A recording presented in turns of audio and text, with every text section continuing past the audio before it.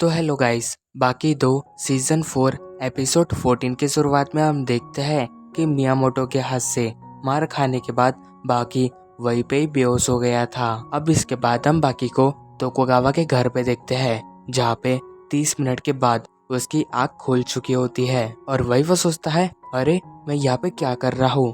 फिर तभी उसे याद आता है कि वो मुसाशी के साथ की लड़ाई को हार चुका है और वही उसे ये रियलाइज भी हो जाता है कि मुसाशी सच में बहुत ही ज्यादा ताकतवर है। फिर वही वो सोचता है, क्या ये सच है? दुनिया का सबसे खतरनाक स्वॉर्डमैन और आज मैंने जिसके साथ लड़ाई की थी वो दोनों एक हो चुके हैं। पर मुझे तो लगता है कि ये नामुमकिन है, क्योंकि मरा हुआ इंसान कभी जिंदा नहीं हो सकता। पर वो जो पर्सन है, मुझे उसके अंदर से बिल्कुल मियामोटो मुसाशी जैसी वाली फीलिंग आ रही है। लगता है मुझे फिर से उससे मिलना चाहिए। फिर हम देखते हैं कि बाकी जैसे ही उस रूम से बाहर आता है तो उसे वहाँ पे मियामोटो मुसाशी दिखाई देता है। तो वही मुसाशी बाकी को देख के कहता है, ओए लड़के, तू जाग गया? तो वही तोकुगावा भी बाकी से कहता है, बाकी तुम मुसाशी की ट्रेनिंग देखना चाहते हो?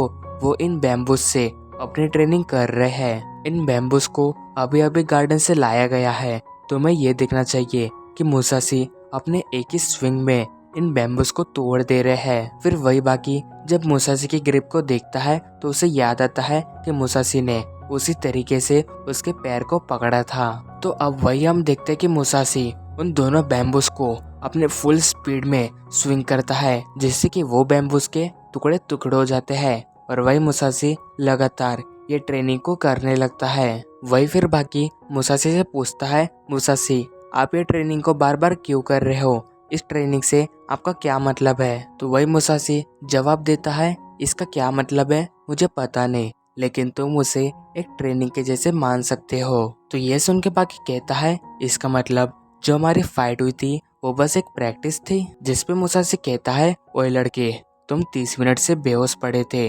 तुम सोचो कि उन 30 मिनट में मैं तुम्हें कितनी बार मार देता। और वही मुसाशी की ये बात सुन के बाकी को रीमैच करने में शर्म आ रही होती है, क्योंकि अगर इसे एक समुराई की लड़ाई की तरह देखा जाए तो अभी तक बाकी मुसाशी के हमलों से मर चुका होता।